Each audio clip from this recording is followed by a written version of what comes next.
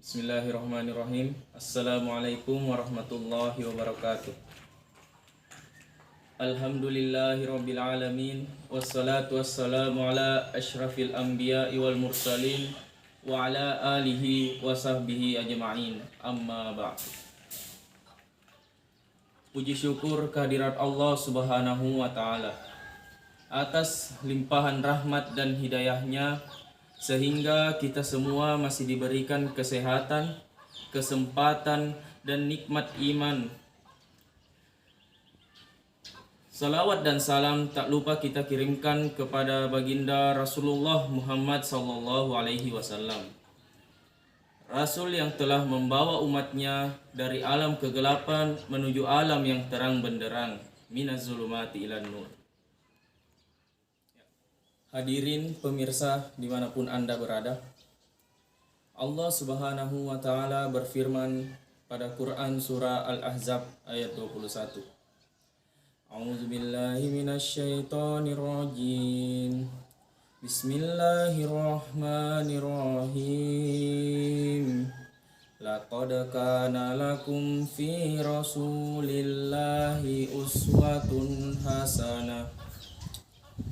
Sesungguhnya telah ada pada diri Rasulullah itu suri tauladan yang baik bagimu.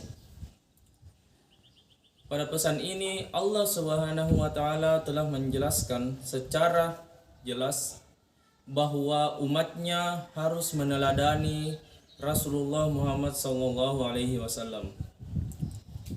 Nabi Muhammad sallallahu alaihi wasallam mengemban tugas untuk mengeluarkan umat dari kungkungan zaman jahiliyah. Pada buku The Life of Prophet Muhammad karya Abdul Wahid Khan menjelaskan bahwa ada banyak agama dan kepercayaan di Arab sebelum lahirnya Muhammad. Ada Kristen, Yahudi, Sabian, ateis, dan juga kaum-kaum yang menyembah berhala. Pada masa itu, hanya sedikit orang-orang yang percaya akan adanya Tuhan dan juga kehidupan selanjutnya. Sekitar 4.500 tahun kemudian, Nabi Ibrahim alaihissalam dan juga anaknya Nabi Ismail alaihissalam membangun pondasi Ka'bah sebagai tempat untuk memuja Allah Subhanahu wa taala di bumi. Namun, seiring berjalannya waktu, Ka'bah malah dipenuhi dengan berhala-berhala. Jumlah berhala yang ada di dalam Ka'bah pada saat itu sebanyak 360 berhala. Pada periode ini, ada Yahudi dan Kristen yang percaya pada Allah, percaya pada hari penghakiman, dan percaya pada hari pertanggungjawaban. Namun, mereka kehilangan kepercayaan pada kitab suci mereka. Bahkan ada ateis yang tidak percaya akan adanya Tuhan dan tidak percaya akan adanya kehidupan selanjutnya. Mereka hanya berpikir bahwa hari yang sekarang adalah hari yang membahagiakan. Sementara itu, orang Sabian merupakan pengikut dari Nabi Idris alaihissalam. Mereka merupakan kaum yang pertama kali menyembah bintang. Mereka melaksanakan sholat 7 kali dalam sehari dan 30 kali dalam setahun.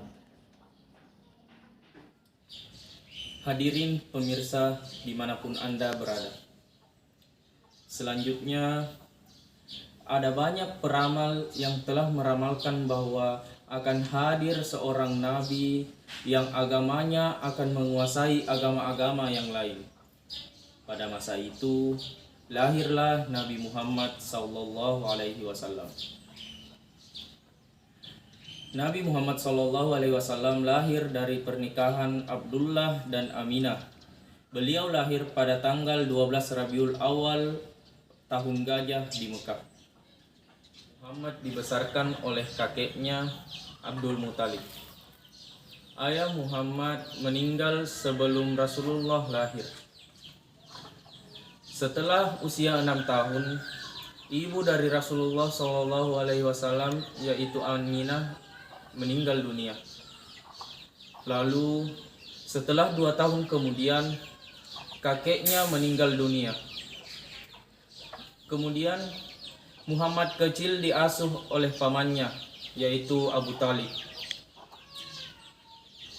Saat kecil Rasulullah Shallallahu Alaihi Wasallam memiliki perilaku yang berbeda dengan orang Arab pada umumnya.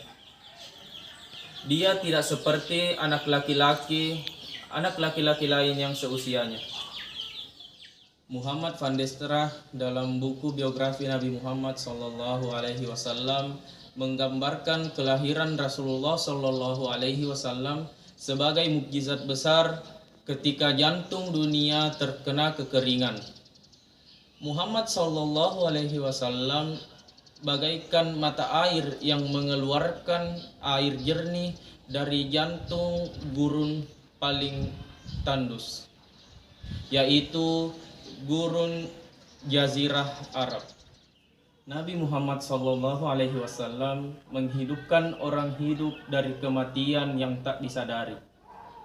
Rasulullah Shallallahu Alaihi Wasallam mengeluarkan manusia dari kegelapan dan kebodohan dengan cahaya ilmu, serta dari belenggu syirik dan kekafiran menuju dunia tauhid. Muhammad bin Abdullah hidup sebagai seseorang yang memiliki kesadaran di antara kaum lalai, pemabuk, penyembah berhala, peminum, penyair, tokoh kabilah, dan orang yang berperang. Dia tumbuh dewasa sebagai seorang yang diam. Dia berbicara jika diajak bicara. Pun dia tidak pernah terlihat huru-hara seperti anak muda yang lainnya. Mulutnya terdiam, tetapi akalnya berpikir. Muhammad terus-menerus merenungkan masa kecilnya yang melihat kaumnya bersujud pada berhala. Dia mewarisi sifat kakeknya, Ibrahim, yang sangat membenci berhala dan patung.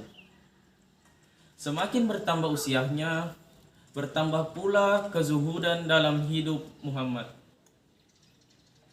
Sepak terjangnya terus bersinar memenuhi Mekkah.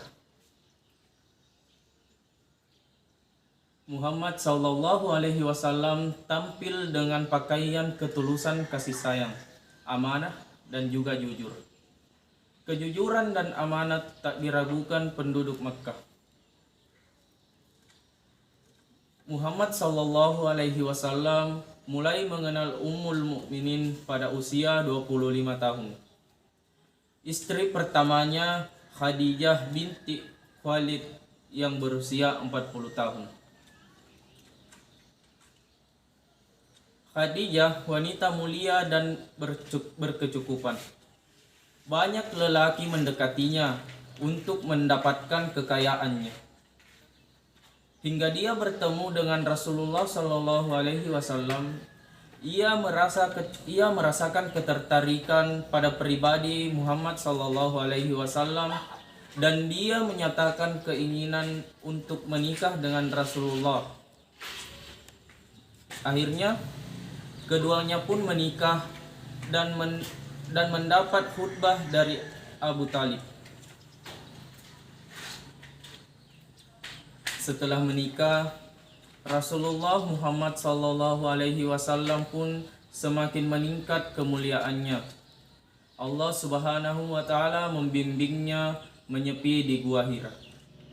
Pemirsa dimanapun Anda berada, mungkin cukup sekian yang dapat saya sampaikan pada kesempatan kali ini. Semoga dapat menjadi pelajaran bagi kita semua. Amin ya rabbal alamin. Minallahil musta'an wal istiqlan. Assalamualaikum warahmatullahi wabarakatuh.